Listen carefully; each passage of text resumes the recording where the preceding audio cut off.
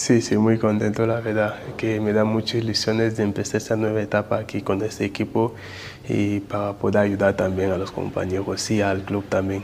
Bueno, creo que voy a dar el mejor de mí en el campo como fuera para poder dar la victoria a cada partido y a lograr los objetivos que hemos puesto al final. Bueno, granotes, nos veremos en el campo.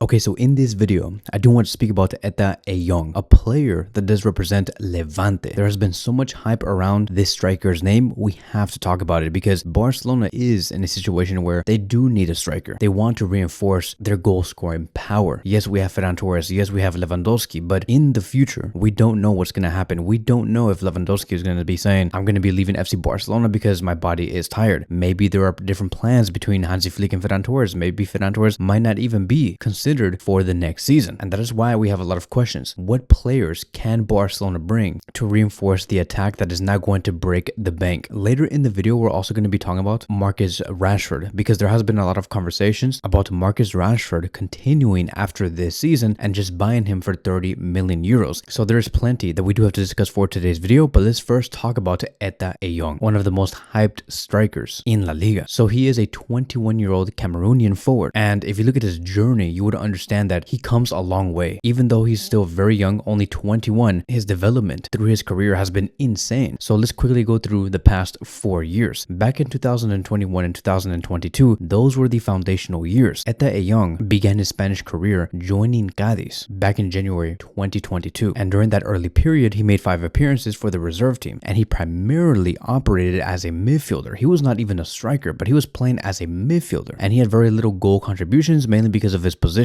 We fast forward to the next season, which is the 2022-2023 season. Etta Eyong made the promotion to the Cádiz reserve team, where he made 14 appearances, but remained primarily as a backup option, whether it was in the midfield or in the striker position. Once again, it was mainly in the midfield, but this period was very crucial for his positional conversations, meaning Cádiz and Etta Eyong were trying to understand where should he play. Does Etta Eyong feel comfortable in the midfield, or does he look better as a striker? But they started to begin and started to recognize his potential as a forward rather than a midfielder. The game time ultimately led towards 530 minutes. It was not a lot. It was just all about who is he? What is his profile? What are his strengths? And this is what led towards the 2023-2024 season, where he was, I believe, 19 years old, like barely turning 19. This is the season where he converted as a full striker, and he exploded in that position, scoring 14 goals in 32 matches for Cádiz B, averaging 0.44 goals per 90 minutes. His clinical finishing and aerial dominance became something so important to him that he mastered it, and that is what earned him his La Liga debut on January 19th, 2024 against Alaves. But this was definitely the season that established him as a striker that can explode and really become big. So we fast forward to the 2024-2025 season. Following that impressive form, Villarreal signed Etta Eyong in August 2024 for their B team, and his impact was once again immediate and very devastating, scoring 19 goals in 30 appearances for Villarreal B, alongside with 6 assists. So his goal per 90 ratio was 0.63, and that made him one of the most powerful forwards within his division. So these type of performances, it did earn him the promotion to Villarreal's first team, where he scored 2 goals in 7 La Liga appearances, and his first goal did come against Girona on May 10th, 2025. Fast forward to this current season, where he is now achieving excellence, and the reason why we're even talking about Etta Eyong today. He moved to Levante in September 2025. It was kind of late, like he did play about 3 matches with Villarreal before he moved to Levante, but he signed on a 4-year deal worth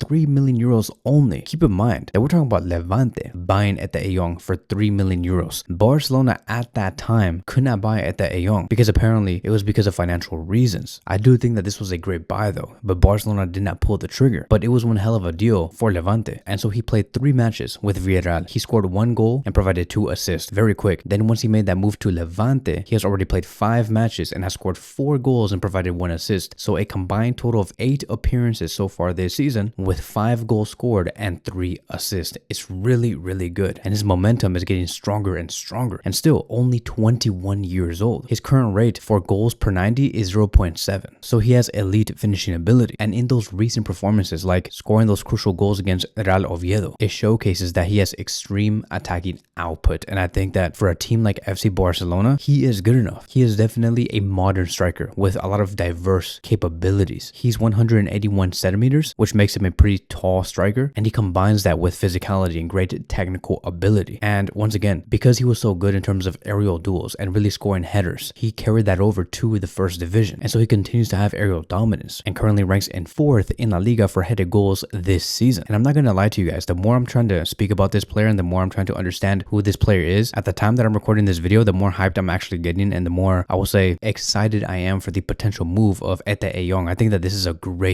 buy. He has many key strengths as well: clinical finishing, aerial ability, pace and directness, versatility, and physical presence. I would say that maybe there is some areas of development, as always, right? Every player in the world always has some areas of development, areas where they can get better. For example, his passing accuracy, currently sitting at 49.18, is not really the best when it comes to build-up play, but that can be improved. His creative output also does need to be assessed. I think the fact that he has low assist numbers, maybe he can get better at chance creation. So all in all, this is perfect for Barca. His pace, directness, and clinical finishing does complement Hansi Flick's high-intensity approach, and I look at the way that he does press, the way that he likes to try and take the ball away as fast as possible. That does align with what Barcelona do in the front lines and force mistakes from the opposition's defensive line. So Barcelona currently do view Etta Eyong as a long-term successor to Lewandowski. It's highly likely that by the end of this season, he's going to be worth around 30 to 35 million euros. That is going to be his release clause, and Barcelona could have bought him for 3 million euros in the summer of 2025, but they passed on that and they wanted to really revolve around Lewandowski and Ferran Torres. But it is what it is, and we're going to have to pay the price for it literally in the future if they end up going for Etta Eyong. So in his past 8 matches, he has scored 1 goal against Real Oviedo, an assist against Girona, an assist against Celta Vigo, a goal versus Real Betis, an assist, and a goal versus Girona, another goal versus Real Madrid. Didn't do anything against Getafe, but still had a good game, and then another goal against Real Oviedo again. So let me know in the comment sections down below, would you sign this player in the summer of 2026? Do you see him as a viable option to really start this new era in the attack for the future? Now let's talk about Marcus Rashford, because like I've said, there has been a lot of talks in regards to Deco wanting to continue with Marcus Rashford. Like, they're willing to say, after this loan deal, we want to buy Marcus Rashford for 30 million euros. Now, what led towards this type of idea and decision? Like, why do they want to keep him? I think it's because Marcus Rashford has been remarkable and has had a remarkable transformation overall since joining Barcelona on loan from Manchester United. Rashford has been directly involved in 7 goals across all competitions in the past 10 matches, contributing 3 goals and 5 assists as well. He was actually the only player who scored against Sevilla, where Barcelona lost 4-1. So even when Barcelona's not playing well, Marcus Rashford still comes in and scores his goals. He's productive. He is currently averaging a goal involvement every 88 minutes. He is the most productive player this season, and that's insane. So when you think about it, he has participated in 25% of Barcelona's goals so far, and it's not just in La Liga as well. Even in the Champions League, he is achieving excellence. He scored a brace against Newcastle, with Barcelona winning 2-1, showing his big game mentality. Now you may say, oh, but he did not do anything against PSG, and that's not true. He made an assist to Ferran Torres, where Barcelona lost 2-1. Once again, even when Barcelona do lose and they don't play their best game, Marcus Rashford always has a goal involvement. I really do think that something special could be made here, because when you look at that type of signal where they can still perform regardless whether their team is not at their best, it showcases that this player can be even better if their team is at their best. Kind of like how we saw Rafinha in the 2023-2024 season under Xavi Hernandez. Barcelona were not at their best, they were okay, but even with that being said, Rafinha still scored plenty of goals and provided plenty of assists. Just imagine what Rafinha could have done at that time, right?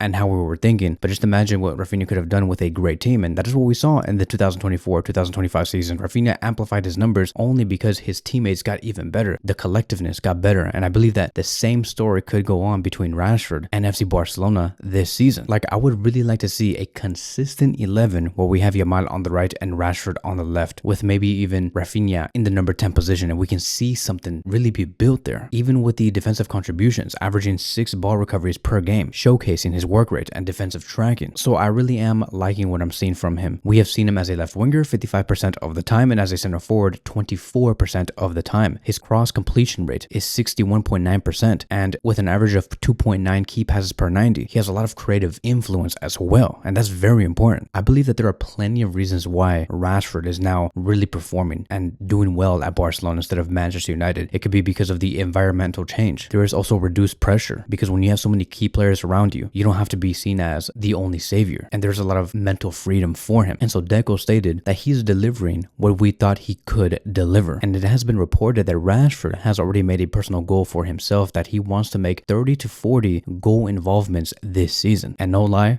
based off this type of momentum and consistency, he can definitely reach those numbers. So let me know in the comment sections down below, would you like to continue with Marcus Rashford for the next season if he does continue in this way, scoring these goals, providing assists, regardless whether his teammates or the squad in general are not performing overall? But that is it, right? That is going to be wrapping up today's video. Thank you guys so much for watching, and I will see you guys in the next one.